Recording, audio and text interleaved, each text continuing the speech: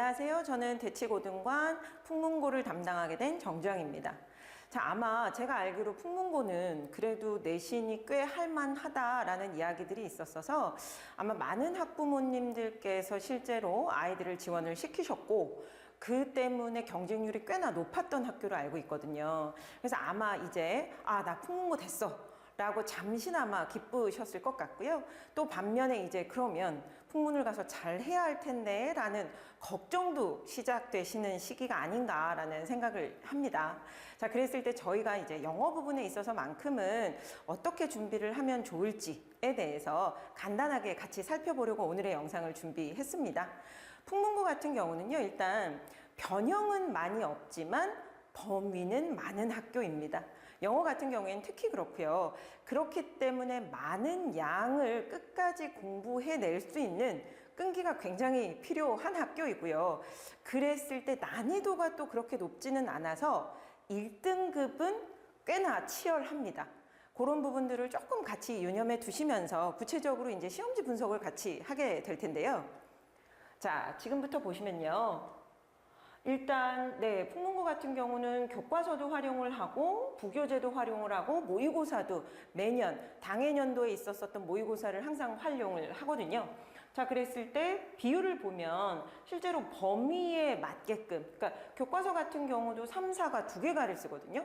그리고 풍문 같은 경우는 또 교과서를 활용하면서 특징적인 것이 교과서의 본문만 쓰는 것이 아니라 교과서 뒤에 나오는 뭐 컬처라든지 혹은 퍼더 리딩이라든지 와 같이 이렇게 짧게 지문들이 추가되어 있는 것들이 있는데 그런 것들까지 전부 시험 범위로서 활용을 하고 있거든요. 자, 그러면 다른 학교들에 비해서 실제로 그래서 교과서가 실제 문항 비율로 보시면 약 33% 정도 차지하는 걸 보실 수 있을 거고요.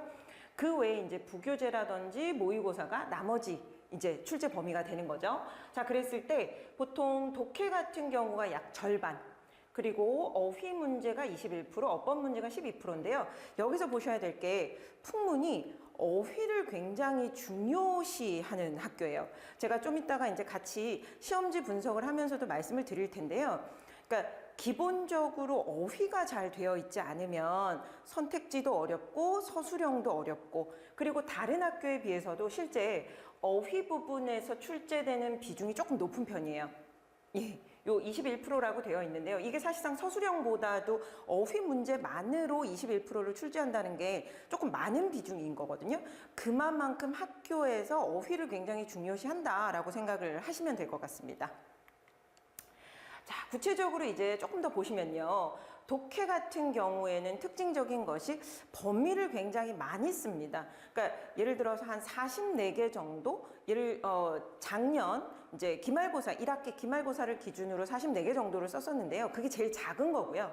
많이 쓸 때는 약 한 60지문까지도 쓰기 때문에 아이들이 그 공부량을 꾸준히 쳐낸다는 게 조금 어려운 부분이 있을 수 있는 거고요. 그 다음에 또 하나가 범위가 많다는 건 실제로 시험 문제로 출제가 됐었을 때 아이들이 왜 기계적으로 나 이 지문 봤어. 그러니까 이 주제가 뭐였어. 이거 어떻게 풀어야지. 이런 생각을 하는 지점들이 조금 떠올리는데 사실은 시간이 오래 걸릴 수 있는 부분이거든요. 그래서 지문을 읽어내는 속도가 굉장히 중요한 지점들도 있어요. 그리고 마지막으로 변형은 많지 않다는 거. 근데 사실 이 부분에 대해서 우리가 고민을 좀 해봐야 되는 건 뭐냐면 변형이 많지 않다는 게 사실 하위권의 아이들 입장에서는 그래도 나 공부하면 성적이 좀 오르는 것 같네 라는 생각을 할 수는 있어요. 그런데 문제는 극상위권이나 최상위권에 있는 친구들 같은 경우에 변형이 많이 없다라는 건 실수 때문에 등급이 갈릴 수 있다는 거. 그러니까 그런 지점들이 있으니까 우리가 왜 어떤 제도든 이게 1장 1단이 있는 거잖아요. 그러니까 그런 부분에서 특히나 조금 덜렁댄다든지 혹은 본인이 이렇게 공부를 하면서 꼼꼼하게 하지 않는다든지 그런 친구들은 풍문을 갔으면 그런 지점들은 조금 고쳐주셔야 한다라는 거 좀 생각을 해주시고요. 어휘 같은 경우에는 확장성을 요구합니다. 쉽게 말하면 본문에서 예를 들어서 뒤에 볼 텐데요. 원래는 flexible이라는 단어가 들어가 있던 지점이에요. 그런데 그거를 inflexible로 수정을 한다든지 그래서 이 어휘 하나를 가지고 특히 반의어까지 확장을 다 시키거든요. 그러면 이제 아이들 입장에서는 보통은 동의어, 유의어 요 정도까지만 공부를 하게 되는데 풍문 같은 경우는 반의어까지도 같이 공부를 좀 해놔야 시험 문제를 풀 때 수월할 수 있다라는 거 말씀드리고요. 그다음에 세 번째는 어법 부분인데요. 사실 변형이 많이 없기 때문에 시간을 줄이고 정확성을 높이기 위해서는 어떻게 해야 될까요? 예, 맞습니다. 암기입니다. 사실 풍문 같은 경우가 가장 암기를 많이 하는 학교 중에 하나예요. 그러니까 예를 들어서 변형률이 높고 그다음에 어휘 수준이 아예 높아버리면 사실은 영어 실력 그 자체가 중요한 상황이 되는 거거든요. 근데 풍문 같은 경우는 특히나 서술형도 그렇고요. 그다음에 어법 부분도 그렇고 변형을 많이 해서 내는 학교는 아니에요. 대신에 아이들이 그 자리에서 본인의 어법적인 지식으로 문제를 풀려고 하다 보면 실수가 날 수 있습니다. 그래서 암기가 좀 필요한 학교이기도 하고요. 마지막 부분은 서술형도 사실 핵심 어법을 포함하는 문장을 보통 출제를 하거든요. 그 말은 핵심 어법에 대해서 해당되는 그 문장을 어느 정도 좀 암기를 해둬야 아이들이 시험을 칠 때 수월하게 해낼 수 있다라는 거 말씀드리게 되겠습니다. 자, 그래서 대표 유형을 저하고 같이 한번 살펴보시고요. 그다음 그러면 우리 애가 어떻게 해야 1등급을 받지?를 이제 같이 고민을 해보도록 하겠습니다. 예, 첫 번째 보시면요. 독해 지문인데요. 제가 아까 왜 말씀드렸죠. inflexible 이런 부분들. 자, 그래서 여기에서 보시면 문제부터 같이 한번 보실까요? 자, 다음 글의 밑줄 친 부분 중 문맥상 낱말의 쓰임이 적절한 것을 두 군데 고르시오예요. 이게 사실 모의고사형도 그렇고요. 아이들이 익숙한 게 뭐냐면 적절하지 않은 거예요. 그러니까 5개의 선지 중에 적절하지 않은 하나 고르기가 보통 사실 모의고사의 유형이거든요. 그런데 이 지점이 적절한 것을 2개 고르시오가 된 거예요. 그리고 당연히 이런 지점들은 다 어휘가 변형된 상태고요. 자, 그래서 이런 것들을 보시면 아이들이 이제 평상시에 어휘 공부를 충분히 해놔야 적절한 거, 적절하지 않은 거, 그 문제가 요구하는 바에 따라서 신속하게 대응할 수 있다는 거 말씀드리게 되고요. 그 다음 빈칸 부분도 마찬가지인데요. 이 선지는 본문에는 없던 부분이에요. 그러니까 선택지는 100% 변형이 된 지점이라는 거, 그런 거 간단하게 보여드리고 싶었고요. 마지막으로 서술형 같은 경우는 보시면 어법상 틀린 것 4개를 찾아 바르게 고쳐 쓰시오. 이게 서술형 문제였었어요. 네, 만약에 그 자리에서 내가 어법이 좀 되니까 나는 저거 고쳐서 풀어야지, 하나하나 다 풀면서 해결해야지, 힘들다라는 거예요. 분명히 그 시험이라는 압박이 있는 상황에서는 아이들이 조금 긴장을 할 수도 있고요.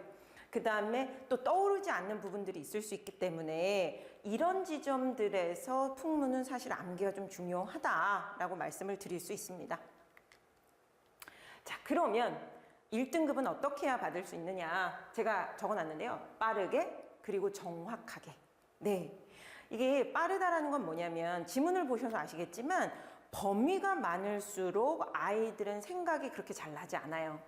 그럼에도 불구하고 범위가 많았기 때문에 빠른 속도로 읽어줘야 마지막 지문까지 읽을 수가 있거든요. 제대로. 그리고 또 하나가 정확하게. 어법 같은 경우 아까 금방 보셨다시피 예를 들어서 틀린 곳 4군데를 골라서 고치시오. 이런 것들이 사실 어느 정도 암기가 정확하게 되어 있지 않으면 풀기가 참 어려운 부분들이에요. 네, 그래서 이제 하나씩 조금 더 짚어보겠습니다. 어휘 같은 경우는요. 여기서 보시면 본문의 어휘 변형에 대비해서 다양한 동의어 및 반의어까지를 학습해 둬야 한다라는 부분이고요. 그 다음 핵심어를 패러프레이징 했었을 때, 패러프레이징 한다는 건 다른 표현으로 고치는 거잖아요. 그랬을 때 당연히 관련된 유의어까지도 학습이 평상시에 되어 있어야 된다는 점. 두 번째, 어법을 보시면요. 기본적으로 사실 학교 선생님들이 수시로 출제하시는 어법들이 대부분 그 파트가 정해져 있어요. 그랬을 때 그 빈출되어지는 어법에 대해서 반복되는 연습이 좀 필요할 거고요. 그리고 핵심 어법을 포함한 문장에 대해서 암기는 당연히 기본일 겁니다. 그리고 대입파악 쪽을 보시면 대입파악이라는 게 이제 우리가 흔히 말하는 주제 제목, 요지, 그리고 함의 추론까지를 포함하거든요.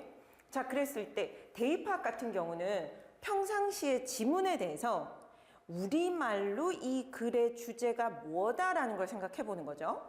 그리고 그거를 영어로 바꾸는 연습을 꾸준히 해주시면 거의 무난하게 할 수 있을 거예요. 그리고 또 한 가지가 글의 구조를 생각한이라고 제가 이제 해놨는데요. 글의 구조를 생각한다는 게 무슨 말이냐면 예를 들어서 명제가 나오고 그에 대한 반박으로 들어가는지, 명제가 나오고 그에 대한 심화나 구체화가 되어지는지, 혹은 애초부터 실험 지문이기 때문에 실험의 방법과 실험의 방법에 대한 그의 뭐 결과라든지 이런 글 전체가 가지고 있는 로직이라는 게 있거든요. 그런 구조들이 머릿속에 좀 들어가 있으면 사실 대입학 같은 경우는 특히나 제목 부분을 아이들이 헷갈려 하는데 그런 구조가 머릿속에 들어가 있을 때 제목을 훨씬 더 수월하게 짚어낸다는 점. 그래서 평상시에 대입학 쪽은 이 두 가지에 대한 학습을 꾸준히 해야 될 거고요. 그 다음 또 하나가 추론을 참 많이 시켜요. 풍문고 같은 경우는요. 그러니까 뭐냐면 본문은 변형을 많이 안 하거든요. 그런데 그 본문의 내용으로 미루어 보아 다음 중 추론할 수 있는 것이 아닌 것, 혹은 다음 중 추론할 수 있는 가장 적절한 것, 이렇게 지문이 형성이 되거든요. 자, 그랬을 때 이걸 그러면 어떻게 연습하면 좋을까라고 했었을 때 보시면요. 예를 들어서 보세요. 지문이 A군은 실패했을 때 좌절하지 않고 원인을 분석했다라는 내용이 있었던 거예요. 그러면 아이들은 그냥 1차원적으로 그래 실패했으니까 어떻게 한다? 좌절하지 않고 열심히 분석해서 다시 열심히 해봐야지 라고 생각을 하는구나 는 지문을 그대로 따서 생각을 하는 거잖아요. 그죠? 그러니까 거기가 중요한 게 아니고요. 그 내용을 가지고 오케이 그러면 실패를 기회로 삼아서 뭐 더 발전하는 혹은 더 발전적인 태도를 가지는 것이 중요하다. 이런 식으로 추론이 이어질 수 있거든요. 살짝 다른 지점들 아시겠죠? 그러니까 뭐냐면 지문에 대해서 정확한 이해를 가지는 게 되게 중요해요. 네. 자, 그리고 마지막 서술형 부분은 주제문 및 핵심 어법을 포함하는 주요 문장을 암기해 두면 사실 거의 무난하게 아이들이 하고요. 그런데 이게 이제 암기를 애매하게 하게 됐었을 때 실수가 나고 오류가 날 수 있어요. 그러니까 뭐냐면 범위가 많다고 말씀드렸잖아요. 범위가 많기 때문에 예를 들어서 그 범위당 예를 들어서 한 지문당 뭐 두세 문장 정도만 암기를 하게 된다 하더라도 그 문장의 개수가 굉장히 많아지는 거잖아요. 그러니까 아이들이 이거를 굉장히 대충 하게 되거든요. 그러면 서술형에서 이제 실수가 나게 되고 그러면 점수가 또 깎이게 되는 상황이 되는 거죠. 그래서 오케이 반복 암기 혹은 영작 연습 이런 것들이 이제 중요한 부분이 될 거고요. 그 다음에 또 하나가 마지막으로 어휘 자체의 어형. 쉽게 말하면 우리가 왜 파생어라고 하잖아요. 그러니까 기본적으로 문장에서는 동사가 있었으면 요약문으로 만들면서는 명사형으로 쓴다든지 네, 그런 부분들. 그래서 어형의 변화까지도 평상시에 충분히 연습이 돼야 한다. 그래서 이런 지점들을 꾸준히 연습시키면 사실은 네, 1등급이 가능하다라고 말씀드릴 수 있고요. 자, 그러면 최선에서는 어떻게 대비를 시킬 거냐라고 하는 지점들을 하나씩 훑어볼게요. 자, 저희가 이제 크게 이제 말씀드릴 수 있는 게 6가지 지점들이거든요. 그러니까 기본적으로 지문에 대해서 스텝별로 워크북이 있고요. 그것 관련된 실전 문제 같은 것들을 꾸준히 아이들에게 풀리고요. 그 다음에 또 하나 중요한 게 아까 말씀드린 것처럼 어휘잖아요. 그래서 그 어휘에 관련된 표제어에 동반이어까지 학습을 꾸준히 시킬 거고요. 그 다음에 이제 또 한 가지가 필기본 자료. 그러니까 지문에 대해서 어떤 부분이 중요하고 이런 것들이 변형이 되고 하는 지점들에 대해서 아이들한테 이제 네, 자료로서 숙지를 시키도록 할 거고요. 그 다음에 사실 이걸 되게 아이들이 좋아하는데요. 모의고사예요. 그러니까 뭐냐면 아이들이 모의고사처럼 정말로 치는 거거든요. 그러니까 뭐냐, 이 시험 범위가 나온 것들을 이제 학교 선생님들의 어떠한 경향에 맞춰서 저희가 변형을 한 다음에 이거를 정말 테스트인 것처럼 쳐보는 거죠. 그러면 아이들이 여기에서 내가 여기에서 공부가 좀 됐구나. 이 지문은 아직까지 내가 공부가 잘 되지 않았구나. 이런 것들을 스스로 자가점검이 되어질 수 있게 되는 거거든요. 그래서 그런 부분들이고요. 그 다음에 저희가 아마도 1:1 밀착 관리 뭐 이런 이야기들은 아마 학원들이 많이 할 거예요. 그런데 이제 저희 같은 경우는 특히나 한 수업당 15명 정도 학생으로 저희가 인원 제한을 하거든요. 이건 왜 그러냐면 선생님이 직접 학생들을 알고 관리하기 위해서예요. 네, 그러면 예를 들어서 이 아이는 어휘가 좀 어려우니까 어휘를 조금 더 시켜야지. 아, 이 친구 같은 경우는 최상위권의 친구니까 이 친구 같으면 조금 더 암기를, 예를 들어서 뭐 통암기를 시켜준다든지 혹은 자료를 좀 더 추가한다든지 이런 부분이 저희 같이 이제 소수로 1대1 밀착 관리를 할 경우에 가능할 거고요. 자, 그래서 제가 이제 보시면 워크북에 샘플들을 올려놨거든요. 본문 수업용부터 시작해서 기본적인 변형 문제에 이르기까지 저희가 이제 10단계로 다양하게 연습을 시키고요. 사실 이 워크북이라는 건 그래요. 그러니까 뭐냐면 아이들한테 요렇게도 연습해보고 저렇게도 해봐 라는 취지예요. 그러니까 빈칸이 있었을 때 빈칸은 어떤 식으로 해볼래? 혹은 예를 들어서 어법을 고치기는 어떤 식으로 해볼래? 이게 다 여기 10단계에 들어가 있는 거거든요. 그래서 이런 것들을 꼼꼼하게 시킬 거고요. 그 다음 제가 아까 말씀드렸던 필기본 자료, 그 필기본이라는 건 이런 형태로 해서 본문에 대한 동반이어, 주제, 요지, 변형될 지점과 같은 것들을 아이들이 굉장히 보기 좋게 정리해서 나가는 분석본과 같은 자료가 되겠습니다.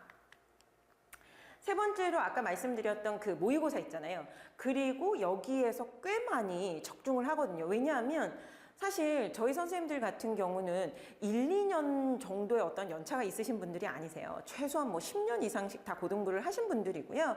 그랬을 때 이제 아이들이 학교에서 필기해오고 학교 선생님들의 성향 이런 것들을 들어보면 아, 이 선생님은 이런 부분에 대해서 주안점을 두는구나 하는 게 저희 눈에는 보여요.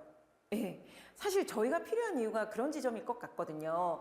그래서 그렇게 저희 눈에 보이는 지점들에 대해서 실제로 세미파이널이나 파이널 지점에 그런 부분들을 아이들이 한 번 더 풀 수 있게끔 저희가 이제 문제로 만들어서 시험을 치게 되는 거죠. 자, 그랬을 때 실제로 여기서 보시면 저기에 이제 저희가 일치하지 않는 것을 고르시오라고 했던 지문이었거든요. 그게 그대로 일치하지 않는 것을 고르시오라는 지문으로 출제가 됐었어요. 그럴 때 아이들 입장에서는 나 이거 했었던 건데? 그리고 또 하나 굉장히 빠르게 읽어내릴 수 있는 거죠.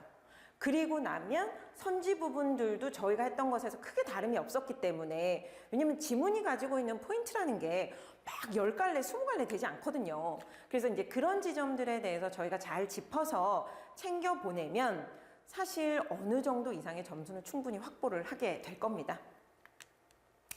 자, 그리고 저희가 이제 2월 달부터는 조기 개강, 내신 선행반을 시작하게 되거든요. 그러면 2월 달부터서는 학교별 수업을 일단 뭘 할 건데? 라고 보시면, 자, 1월 달에도 저희가 진행하고 있었던 텐덤 모의고사. 텐덤 모의고사 같은 경우는 지난 약 10년간에 걸친 모의고사들 중에서 학교 시험으로 어떻게 출제가 됐는지를 분석한 뒤에 그것을 다시 모의고사의 형태로서 아이들한테 학습시키고 있는 거거든요. 그래서 실제로 난이도가 꽤 높고요. 특히 여기에서 난이도가 높은, 그러니까 제가 항상 말씀드리지만 무조건 어려운 게 중요한 건 아니에요. 어떻게 어렵냐가 중요한 거예요. 그랬을 때 이 텐덤 모의고사의 핵심은 학교 선생님들이 애매한 지점에 꽂는 어휘들이 있어요. 그런 어휘들이나 날카로운 부분들을 텐덤 모의고사에서 다 다루고 있거든요. 그러니까 저희 아이들 같은 경우는 실제로 그런 텐덤을 통해서 다양한 어휘들을 실제 학습하고 있고요. 그걸 2월 달까지 꾸준히 이어가면서 또 동시에 학교별 맞춤 주간지가 나갈 거예요. 그러니까 뭐냐면 예를 들어서 풍문고 같은 경우는 작년에 올림포스 독해라는 교재를 썼었거든요. 1학기 때는 1을 썼었고 2학기 때는 2를 썼었어요. 그러면 저희가 그에 관련된 분석도 되어져 있고 그와 관련된 어휘 같은 것들도 분석이 다 되어져 있거든요. 그거를 주간지로서 아이들에게 차근차근 미리 너네 학교는 이런 식으로 지문을 공부시켜서 이런 식으로 시험에 출제하게 될 거야 라는 플로우를 한 달 동안 아이들한테 계속 연습을 시키는 거죠. 예, 그렇게 보시면 되고요. 자, 그랬을 때 텐덤 모의고사 금방 말씀드린 것처럼 실제로 아이들에게 다양한 간접 연계까지 연습을 시키고 있고요.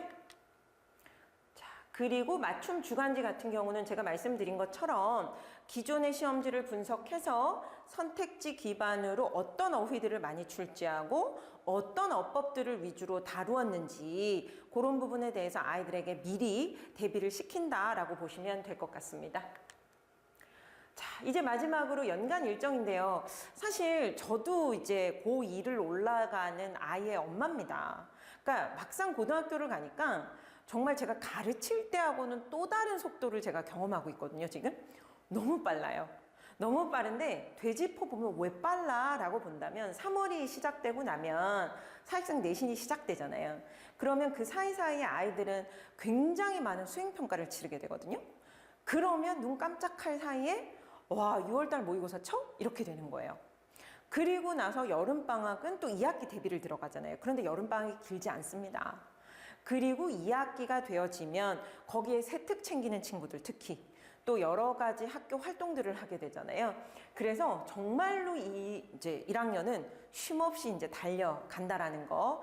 그렇기 때문에 저희 같이 어느 정도 방향성을 가지고 너희들에게 어떤 일이 펼쳐질지를 아는 선생님들이 아이 옆에 있는 것이 중요한 것이 아닌가라는 생각을 하게 됩니다. 자, 그래서 저희 연간 일정과 더불어 저희가 이제 어떤 식으로 준비를 하고 있는지에 대해서 쭉 말씀을 저희가 드렸고요. 자, 네. 제가 오늘 준비한 내용, 풍문고에 대한 내용은 여기까지고요.